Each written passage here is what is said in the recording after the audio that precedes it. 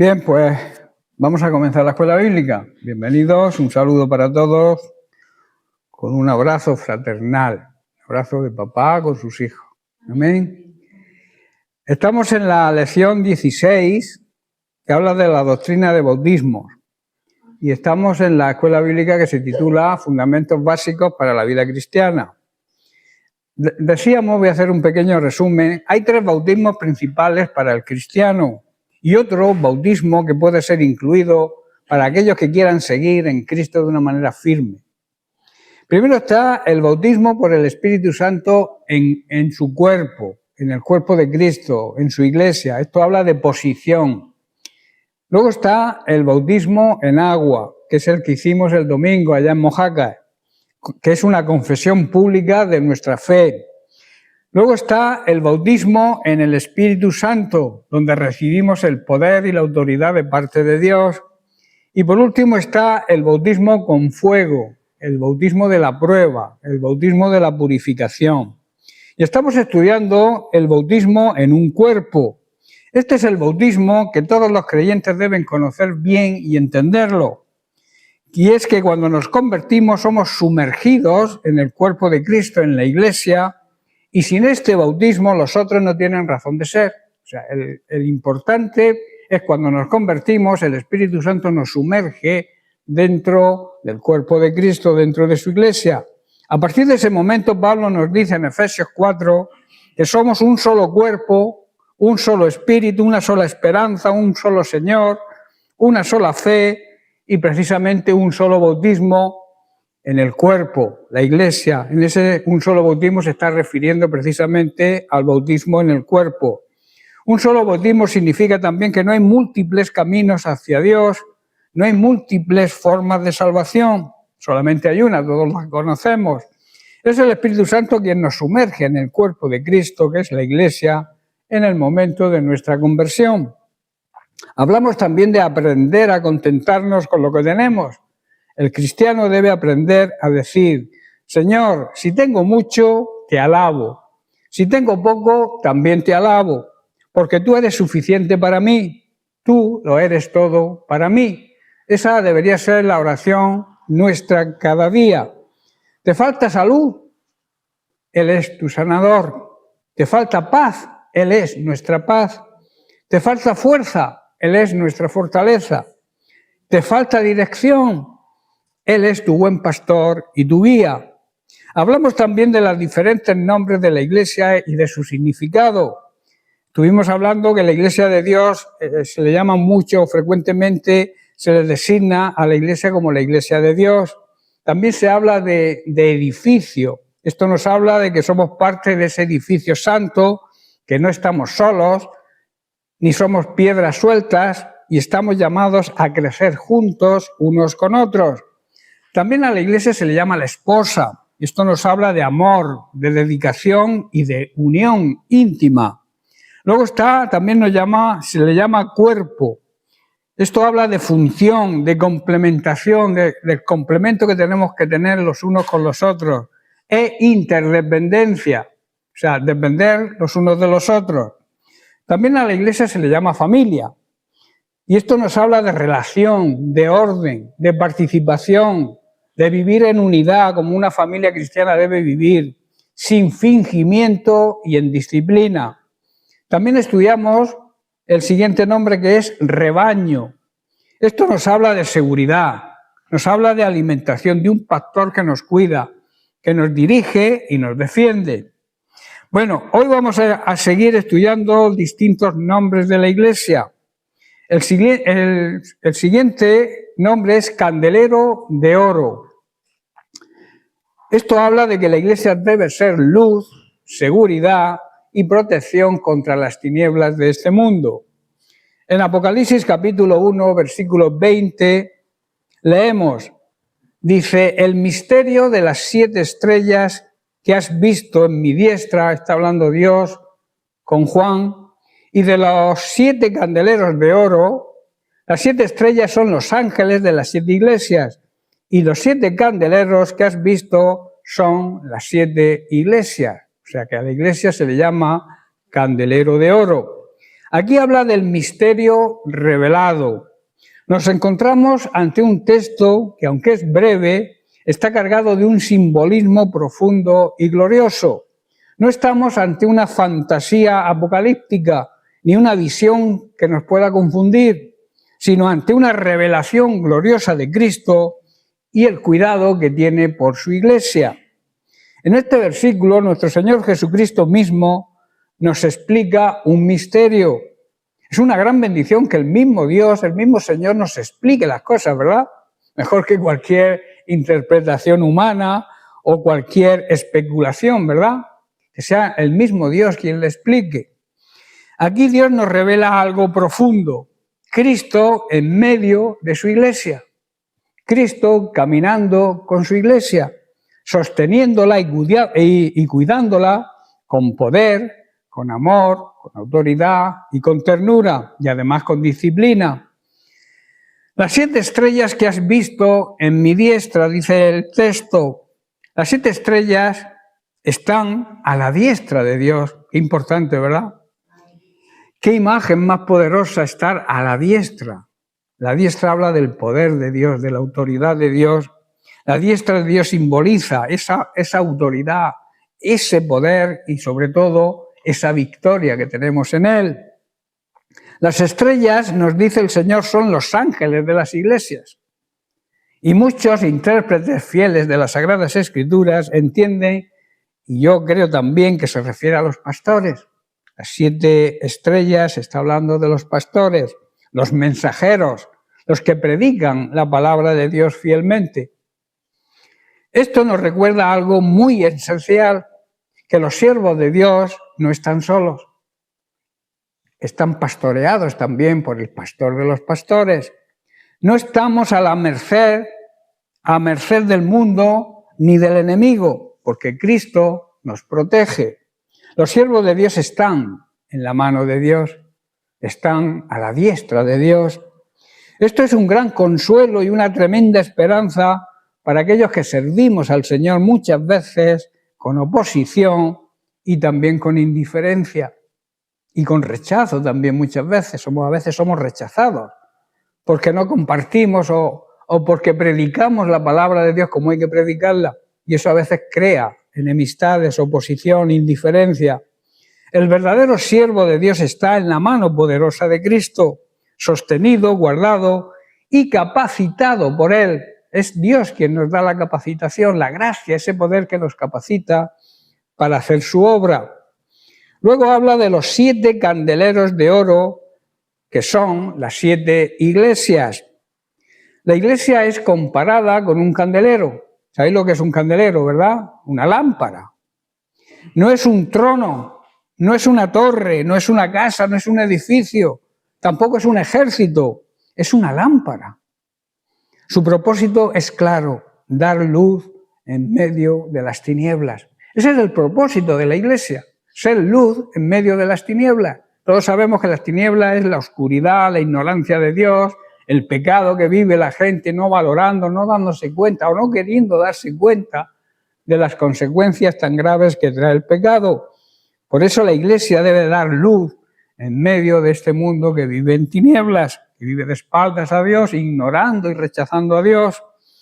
El candelero no tiene luz propia, ¿verdad? Una lámpara no tiene luz propia. Necesita del aceite, que simboliza el Espíritu Santo, y también necesita de la llama, del fuego, la palabra de Dios. ¿Quién da esa luz? Es el mismo Cristo es el que da la luz, porque Él dijo, yo soy la luz del mundo. Sin Él, sin Cristo, la iglesia es un candelero, una lámpara apagada. Con Él es una luz que brilla en la oscuridad del pecado, del error y de la muerte espiritual. Y no son candeleros de madera, dice, ni de hierro, ¿verdad? Dice candeleros de oro. Tremendo. Esto nos habla de su valor, del valor que tenemos ante Dios como iglesia, de nuestra pureza. El oro tiene que estar purificado, por eso la iglesia necesita a veces pasar por pruebas y tribulaciones para ser probada como es probada. Probado el oro con fuego.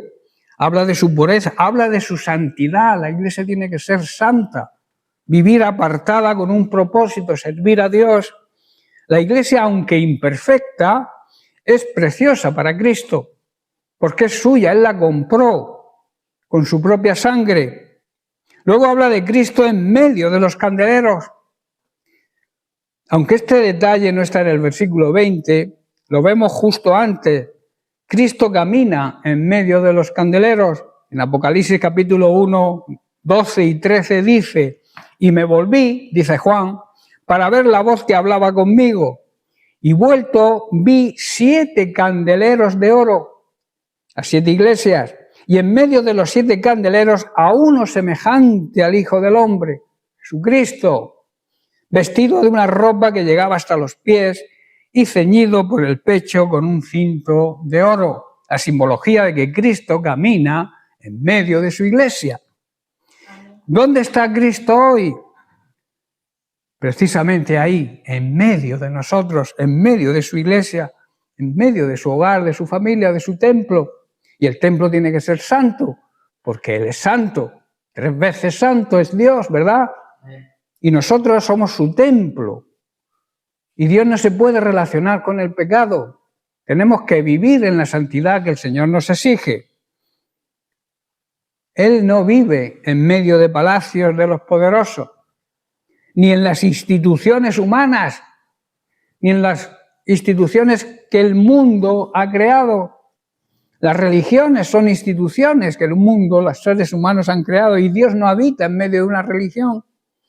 Él está en medio de su pueblo, en medio de aquellos que le adoran en espíritu y en verdad, que les sirven con temor, no con miedo, con temor reverente, con reverencia, con honra, con obediencia.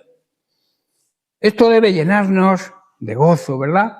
Saber que Dios camina con nosotros, que Cristo camina con nosotros, y eso nos obliga a tener respeto y ser obedientes. Cristo está aquí entre nosotros, ¿lo creéis? ¿Lo creemos? Él ve, Él conoce y Él calcula, evalúa a su pueblo, a su iglesia, como lo hizo con las 7 iglesias en los capítulos anteriores de estos versículos que hemos leído. Él aprueba, Él reprende y Él exhorta y anima a su iglesia, porque no podemos esconderle nada.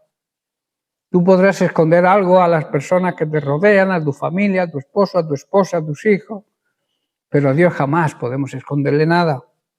Esto debe ser un llamado, primero, a los pastores. No debemos olvidar que estamos en sus manos. No debemos temer ni desanimarnos jamás. No debemos olvidar que no dependemos de nosotros mismos. Somos su posesión, le pertenecemos y Él nos capacita, nos da la capacitación para guiar a su grey, a su rebaño. Así que no podemos vanagloriarnos, nosotros, los pastores, los que predicamos, los que pastoreamos al rebaño de Dios, no podemos vanagloriarnos, porque no dependemos de nosotros. La capacitación nos viene de parte de Él. Por eso no podemos desanimarnos.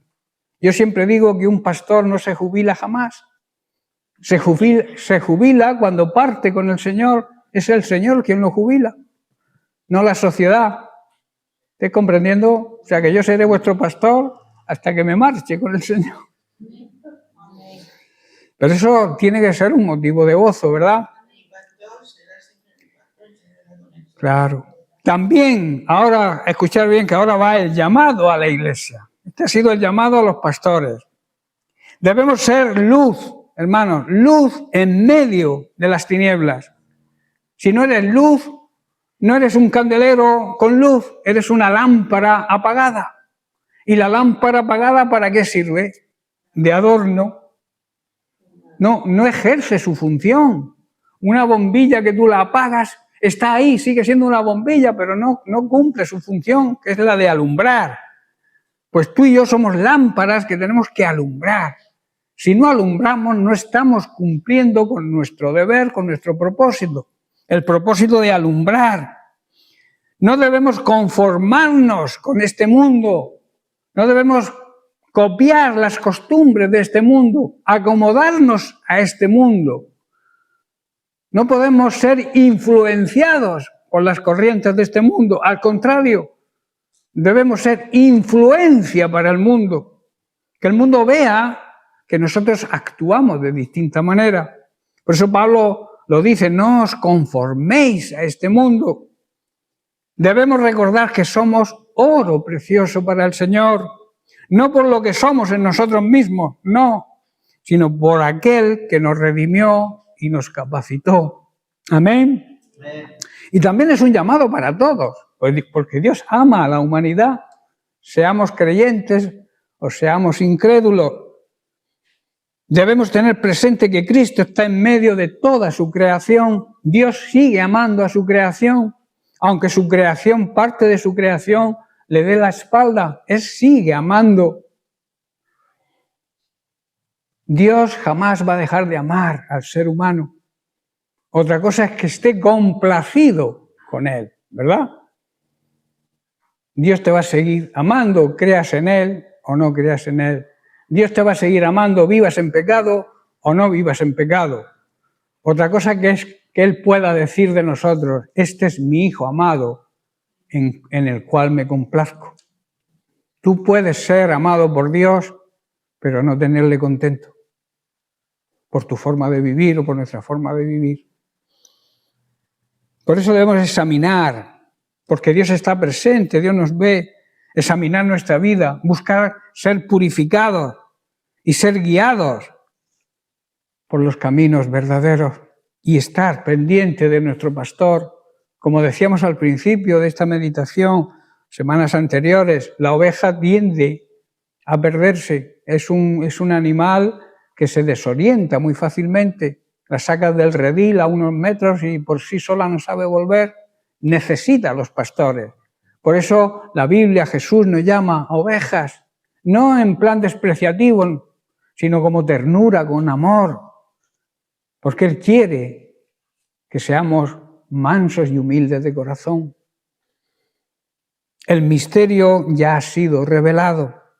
Cristo sostiene a sus siervos y habita en medio de su iglesia, pero también está pendiente de toda la creación.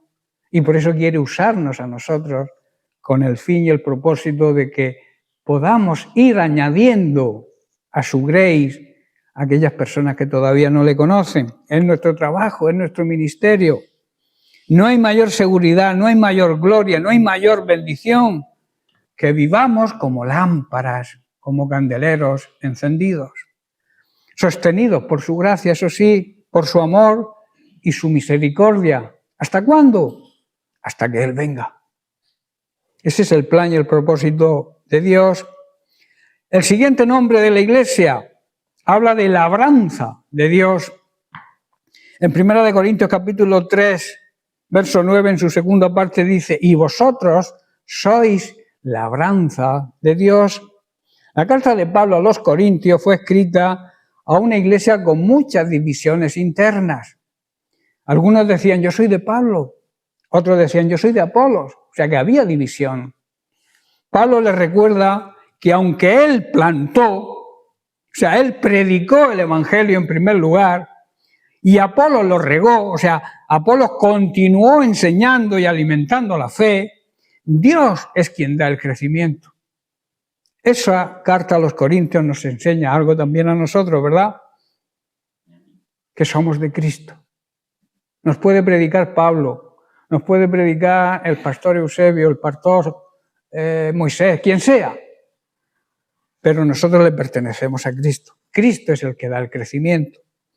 En este contexto, Pablo afirma que tanto los que sirven en el pastorado, en los 5 ministerios, pastores, maestros, profetas, evangelistas y apóstoles, como los creyentes en general, que predican el evangelio y la sana doctrina, tienen una posición ante Dios, cada uno con su responsabilidad. No todos tenemos la misma responsabilidad, pero tenemos que tener a Dios como fundamento y como autoridad suprema.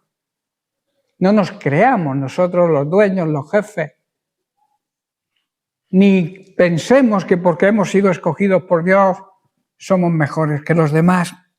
Eso es orgullo, eso es soberbia, eso es prepotencia. Vamos a analizar el versículo. Primero dice, nosotros somos colaboradores de Dios, que luego también estudiaremos más profundamente esta parte del versículo. Pablo se identifica con otros siervos de Cristo, no como dueños del ministerio, sino como obreros, como colaboradores. Colaborar significa trabajar junto con Dios. Qué tremendo privilegio, ¿verdad? Pero también qué gran responsabilidad. No solos, no estamos solos, no somos independientes, no somos llaneros solitarios, sino vivimos bajo su dirección y en unión. Dice, vosotros sois labranza de Dios. La iglesia de Corintio y hoy los creyentes son como un campo de cultivo, el campo de cultivo de Dios. En la analogía agrícola, la labranza requiere preparación del suelo en primer lugar, ¿verdad? Plantar la semilla, regar y luego vigilar. Esto indica crecimiento, fruto y cuidado. Si no preparas el suelo, si siembras, la semilla no va a dar el fruto deseado. Si preparas el suelo, plantas la semilla, pero no la riegas, la semilla también va a perecer. Necesita regar. Eso habla de oración, de intercesión. Y luego vigilar, estar atentos, cuidar, quitar las malas hierbas que puedan surgir en la siembra. Y esto habla de eso, de cuidado, para que pueda dar fruto, para que esa semilla crezca. Ahora, ¿cómo podemos aplicar esto hoy? En primer lugar, tenemos que reconocer nuestra posición como colaboradores. No debemos minimizar nuestra tarea, nuestro rol, que se suele decir hoy en día. Dios puede y nos quiere usar. Puede usarnos y nos quiere usar. Pero también debemos ser humildes. No somos los que damos el crecimiento. Dios es quien lo da. Estoy comprendiendo lo que surja de nuestro ministerio, el fruto que dé nuestro ministerio, no es por obra nuestra. Es porque Dios nos da la capacidad para hacerlo. Y entonces quien lo hace realmente es Dios, pero a través de nosotros, sus colaboradores, sus socios, podemos decir también, ¿verdad? Luego tenemos que cuidar la labranza, tanto personal como colectiva. En lo personal, ¿cómo cuidar nuestra persona individualmente hablando? Con oración diaria, lectura de la palabra de Dios, obediencia y andar en el fruto del Espíritu Santo, con sus 9 características. Si hay alguna que falla, tenemos que analizarla y ver por qué fallamos en alguna de las características del fruto. En la iglesia, relaciones sanas, enseñanza mutua, edificación mutua, testimonio, porque tenemos que rendirle cuentas a Dios, ¿verdad? ¿O no lo sabíais?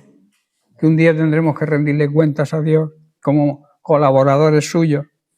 Y luego tenemos que construir sobre un fundamento firme.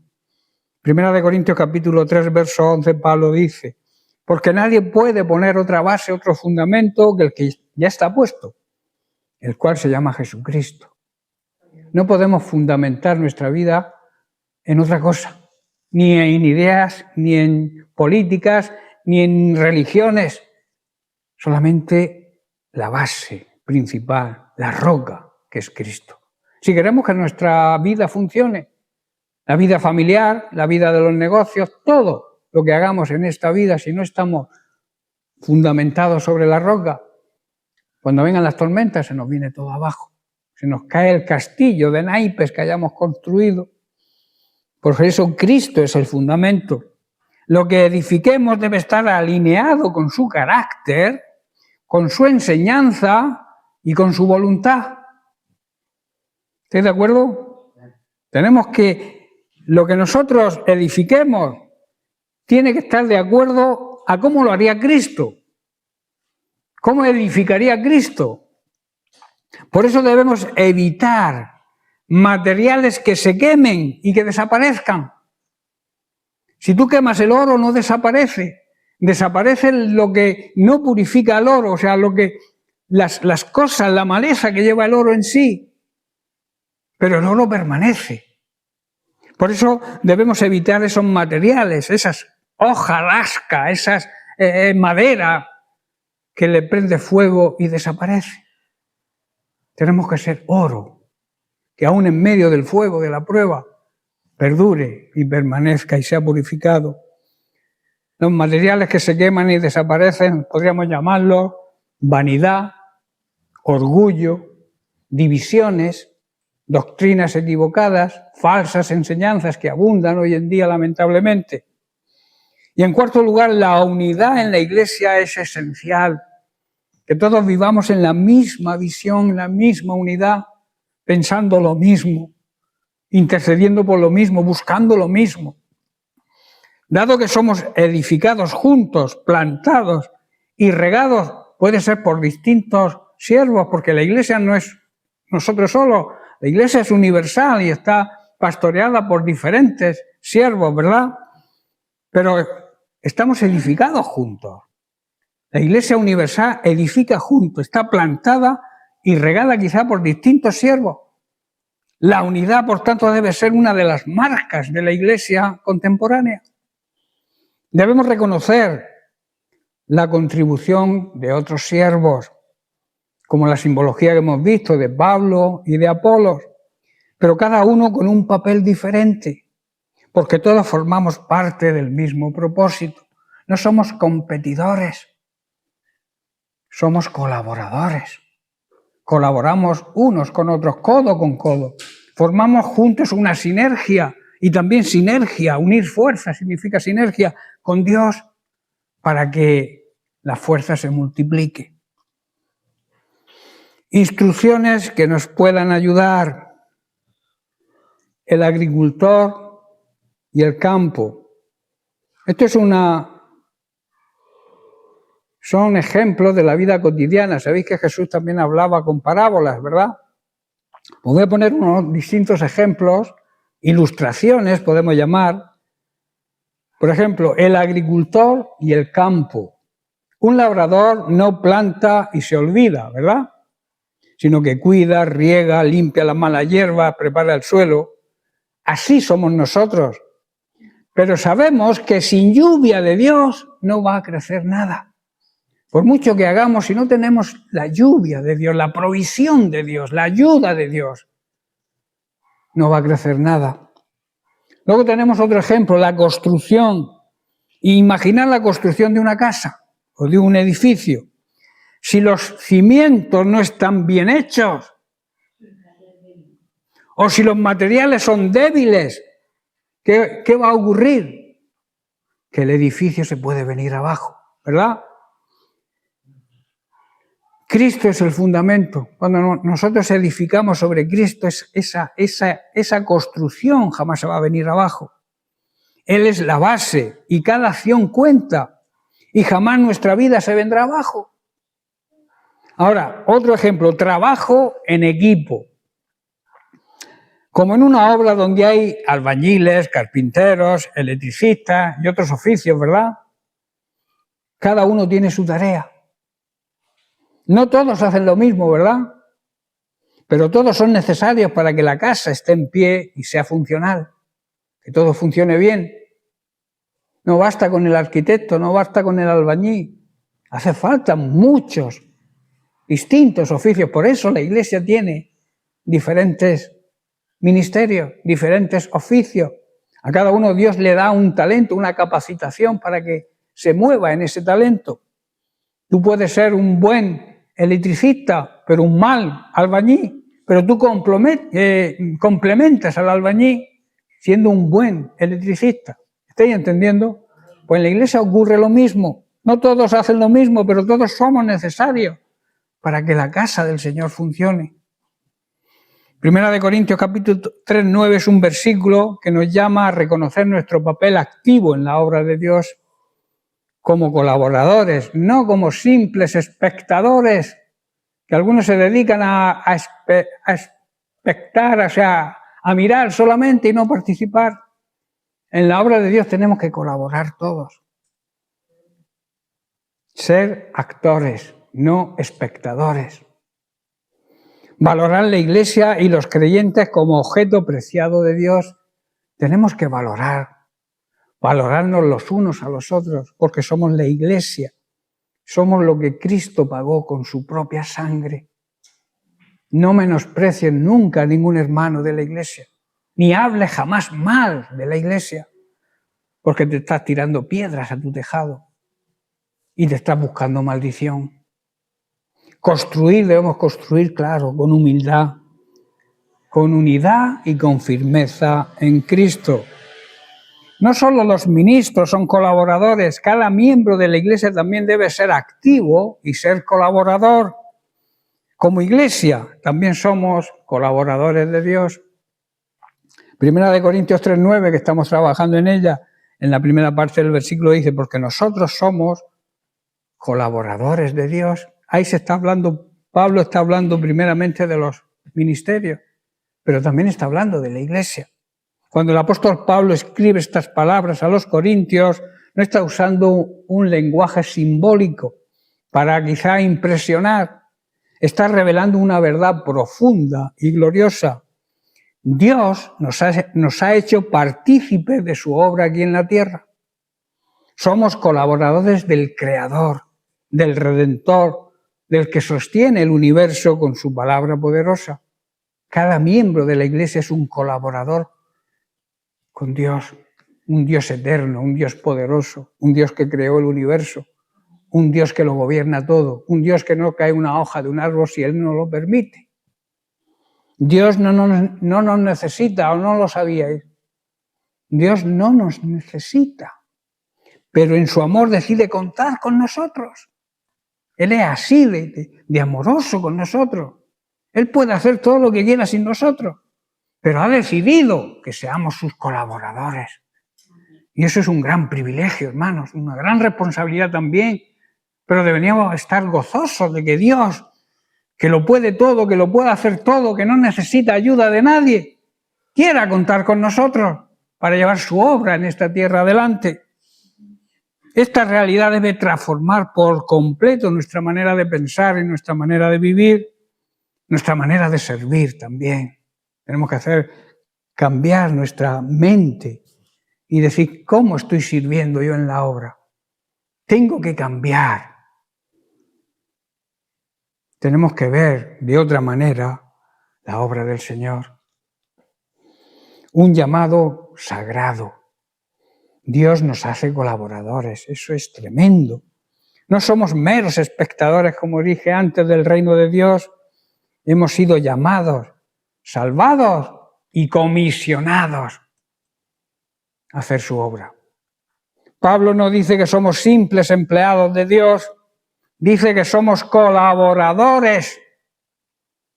Esto implica una relación cercana con Él, una comunión constante con su palabra, una obra conjunta. No trabajamos para Dios solos, trabajamos todos juntos y con Él. Tremendo, ¿verdad? ¿No te emociona eso? Amén. Tenemos una doble responsabilidad y un doble privilegio. Primero tenemos la responsabilidad. Ser colaborador de Dios implica una gran carga de fidelidad. Ser fiel a Dios en todo. No edificamos nuestra obra, hermanos. Estamos edificando la suya, la obra de Dios. No buscamos nuestro nombre, que nuestro nombre sea figura. No buscamos el aplauso del mundo. Buscamos la gloria de Dios. Ahora yo haría las siguientes preguntas. ¿Qué tipo de colaborador eres o somos? ¿Obedecemos al maestro constructor o estamos edificando a nuestra manera? Que siempre será una manera equivocada, seguro. Pablo advierte más adelante, dice en 1 Corintios 3:10, cada uno debe mirar cómo sobreedifica. Debe estar atento de ver cómo sobreedifica. Nuestra labor, nuestra edificación será pasada y examinada por el fuego. Seremos evaluados no solo por lo que hicimos, sino por qué lo hicimos y también por lo que no hicimos y deberíamos haber hecho. Repito, el Señor nos va a examinar no solo por lo que ya hemos hecho, sino por lo que seguimos haciendo y también por lo que no hacemos. También nos va a examinar. Aquello que hacemos o debemos hacer y no lo hacemos. La Biblia dice que eso es pecado. El que sabe hacer lo que debe hacer y no lo hace, a eso se le llama pecado. Luego, privilegio. ¿Un privilegio qué es? Es un honor que nos concede Dios sin merecerlo. ¿Quiénes éramos nosotros antes? ¿Qué éramos antes? Pecadores, enemigos de Dios, indignos. Pero por su gracia nos sentó en lugares celestiales junto a su Hijo Jesucristo y nos dio una misión eterna antes de partir. Dios nos escogió, nos eligió, no porque fuésemos capaces, sino para capacitarnos con su poder. Dios no elige a los capacitados, sino que capacita a los que elige. ¿Estáis entendiendo? Primera de Corintios 15:58. Tenemos que recordar que el fruto del trabajo en Dios jamás es en vano. Dice Pablo, así que hermanos míos amados, estad firmes, de pie sobre la roca, y constantes, perseverantes. Nunca arrojar la toalla, creciendo en la obra del Señor siempre. Estemos bien, estemos regular o estemos mal, tenemos que ir creciendo siempre en las épocas de bonanza, pero también en las épocas de horas bajas, sabiendo que vuestro trabajo en el Señor no es en vano. Lo que hagamos para el Señor nunca es inútil. Todo tiene su valor, por muy pequeño que sea lo que hagamos, Dios lo va a valorar. La obra puede parecer pequeña quizás, los resultados quizás también parezcan lentos y los obstáculos muy grandes, pero cuando trabajamos con Dios, nada se pierde. En Hebreos capítulo 6, verso 10, el autor escribe, porque Dios no es injusto. ¿Creéis que Dios es injusto? Para olvidar vuestra obra y el trabajo de amor que habéis mostrado hacia su nombre. Dios no es injusto. A veces nos ocurre cualquier cosa y ya estamos preguntándole al Señor por qué. Y eso es pensar que Dios es injusto. Cuando tú le preguntas al Señor, ¿por qué me ocurre esto? ¿Por qué? ¿Por qué, Señor? ¿Por qué? Es porque estás pensando en tu mente que Dios es un Dios injusto. Y Dios no es injusto. Dios es justo. Y si te está pasando algo, no es por qué, es para qué. Pregúntate, ¿para qué me está pasando esto? Quizás para que aprenda cosas que debo aprender y que no sé. Todo tiene un valor eterno. Aunque no veamos ahora el fruto, el Señor no olvida la obra de amor que hayamos hecho. Jamás lo va a olvidar. El hombre olvida, pero Dios jamás olvida. Por eso debemos vivir como colaboradores de Dios. Cada miembro de la Iglesia, cada miembro de su familia tiene que ser un colaborador activo, no pasivo. No verlas pasar y que lo haga otro. Activo significa con movimiento, con actitud. Por eso el Señor nos recuerda que no somos espectadores, sino peones. Tampoco somos peones, ni piezas olvidadas. Somos sus colaboradores. Esta verdad debe cambiar nuestra actitud, ¿o no? Debemos cambiar nuestra actitud en el servicio. Heme aquí, dijo el profeta, dispuesto estoy para lo que tú me mandes.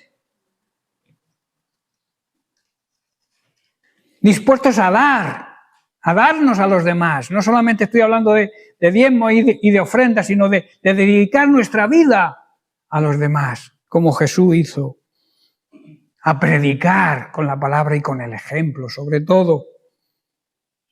Y también debemos cambiar nuestra manera de vivir. Lo que hacemos para Dios, con Dios y por Dios, trasciende más allá de lo que podamos imaginar. Trasciende a lo eterno. Y además debemos hacerlo con gozo, no a regañadientes como algunos hacen las cosas.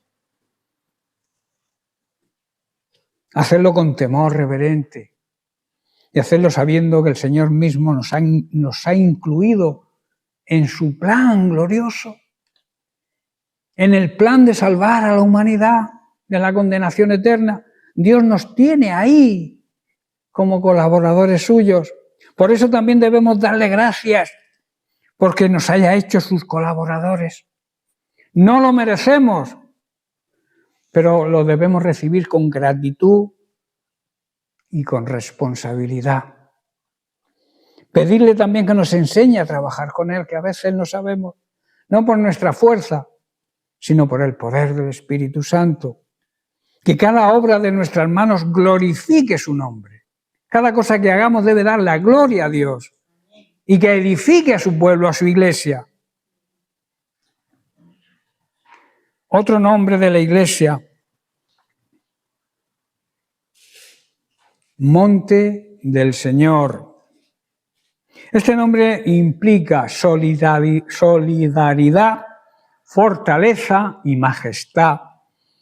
En muchos pasajes bíblicos el monte del Señor representa el lugar donde Dios habita, donde se manifiesta su presencia y desde donde Él gobierna. También se asocia con la santidad, con la adoración verdadera y la comunión con Dios. En el Salmo 24, versículos 3 y 4 dice: ¿quién subirá al monte del Señor? ¿Quién podrá estar en su lugar santo? Y luego el salmista añade: el de manos limpias y corazón puro. Aquí el monte del Señor simboliza la presencia de Dios y el acceso espiritual que tenemos a Él. Es el lugar reservado para los justos, para aquellos que han aceptado a Jesucristo como Señor y Salvador y que han sido justificados por el mismo Jesucristo, han sido declarados inocentes ante el Padre. En Isaías capítulo 2, versículo 3 leemos: y vendrán muchos pueblos y dirán: venid y subamos al monte del Señor, a la casa del Dios de Jacob, y nos enseñará sus caminos y caminaremos por sus sendas, porque de Sión saldrá la ley y de Jerusalén la palabra de Dios. Dios nos hace una invitación a mirar hacia arriba. Muchos van con la cabeza gacha, mirando hacia abajo. Y sabéis que la corona que podamos llevar, cuando agachamos la cabeza se nos va a caer. Tenemos que ir con la cabeza en alto, mirar hacia arriba, no hacia abajo. Mirar al cielo y no al mundo. Dios nos invita, repito, a mirar hacia arriba, no hacia el mundo, no hacia las personas, no hacia nuestros éxitos o nuestros fracasos, sino al monte del Señor. Dice: venid y subamos. Esto no es una sugerencia, es una llamada, es un llamado de Dios. Venid y subamos. Una llamada al movimiento, al avance de la iglesia, al crecimiento espiritual, al ascenso, a no estar estancados, al esfuerzo de salir de lo de abajo, de lo común, de la rutina religiosa quizá, y pasar a otro nivel. Subir al monte es dejar atrás la comodidad del valle. Estamos a veces muy tranquilos en el valle, en lo llano, y necesitamos escalar el monte. Y escalar cuesta más que andar por el llano, ¿verdad? Y sobre todo aquí en Mula, que hay tanta cuesta. Yo lo sé porque la subo todos los días. Cantidad de cuestas hay, ¿verdad? ¿A qué cuesta más subir las cuestas que andar en llano? Pues aquí está hablando precisamente de eso. Subamos las cuestas. Venid y subamos. ¿Quién es el que sube? No indica ni llama a los perfectos, ¿verdad? Subid a aquellos que seáis perfectos, ni los que estéis más preparados. Dice sencillamente muchos pueblos. Esto nos habla de gente sencilla, de gente quizás rota por la vida, por los problemas y las luchas diarias, gente herida, quizá desde la niñez, en general gente de todas partes y de toda condición, porque Dios no hace acepción de personas, pero que tienen algo en común, tienen sed de Dios. A esos a los que llama el Señor a subir al monte, a la casa, dice, del Dios de Jacob. No dice un templo hecho de manos de seres humanos, ¿verdad? Sino a la casa de Dios. Es importante saber a dónde vamos a subir, a dónde vamos. Aquí en el monte del Señor no venimos por tradición, ni por costumbre, ni religión. Venimos porque es la casa del Señor. Y donde está Él hay palabra viva, hay sanidad, hay dirección, hay protección. Elena, no te me duermas, por favor, que me quitas toda la ilusión. Jacob no era perfecto, ¿verdad? Pero era una persona que buscaba a Dios. A ese Dios que buscaba Jacob debemos buscar tú y yo y rendirnos cada día a Él. Y nos enseñará sus caminos, dice, sigue diciendo el pasaje. No venimos a enseñarle a Dios nada, ¿verdad? A veces queremos nosotros enseñarle a Dios. Venimos a ser enseñados por Él. No venimos a darle consejos ni sugerencias. Venimos a recibir dirección y su ayuda. El que sube al monte del Señor, escuchad bien, el que sube al monte del Señor, aunque cueste subir, baja transformado. Nadie que se encuentre con Dios, con el Dios de Jacob, puede seguir caminando igual. No se trata de información, de saber, de conocer. Se trata de transformación. Cuando subimos al monte, somos transformados. ¿Estamos dispuestos a dejar que Dios nos enseñe sus caminos? Aunque esos caminos no sean los nuestros, no sean de acuerdo a nuestra idea de dónde podemos caminar. Y luego dice, y caminaremos por sus sendas. No basta con saber, no basta con emocionarte quizás. El conocimiento de Dios exige una respuesta de nuestra parte. El pueblo que sube al monte baja caminando por sendas nuevas. Eso habla de arrepentimiento. Eso habla de discipulado, de querer ser discípulo, de seguir las pisadas del Maestro. Eso es vida cristiana verdadera, caminar tras las pisadas del Maestro. Dice, porque de Sión saldrá la ley y de Jerusalén la palabra del Señor. Todo esto nacía en un lugar, ¿verdad? En Sión, en Jerusalén. Pero hoy ese monte está en el corazón del creyente que se rinde a Dios. La palabra sigue saliendo, sigue siendo viva y Dios sigue haciendo el llamado. Subamos al monte. ¿Estamos dispuestos a subir? ¿O queremos seguir caminando por el valle? ¿Estamos cansados de vivir en el llano? Sin propósito, sin dirección, sin meta. Dios no te obliga, te invita. Venid y subamos. Nosotros decidimos si le hacemos caso o no. Allí el Señor nos espera para enseñarnos, restaurarnos, transformarnos y enviarnos a caminar en sus sendas. Hay varios montes importantes en la Biblia y la expresión del monte del Señor puede referirse a diferentes lugares dependiendo del contexto. Por ejemplo, el monte Moriah, que está en Jerusalén. Es el lugar donde Abraham casi sacrifica a su hijo, ¿verdad? Símbolo de verdadera adoración y obediencia a Dios. También es donde Salomón construyó el templo en Jerusalén, simbología de la presencia de Dios. porque Dios habita en un templo, hoy habita en un templo, no de piedra, sino de seres humanos, de piedras humanas, de seres que componemos el templo de Dios. En 2 de Crónicas, capítulo 3, verso 1, dice: comenzó Salomón a edificar la casa del Señor en Jerusalén, en el monte Moriah. Por eso el monte Moriah significa la provisión de Dios también. Sabéis que cuando Abraham, iba a sacrificar a su hijo Isaac, el Señor le ordenó: para, no le hagas daño a tu hijo. Y le proveyó de un cordero para hacer el sacrificio. Por eso también el monte Moriah significa la provisión de Dios. En Génesis capítulo 22, verso 14 dice: y llamó a Abraham el nombre de aquel lugar, el Señor proveerá.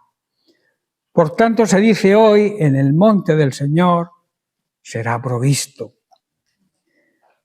Luego tenemos el monte Sión.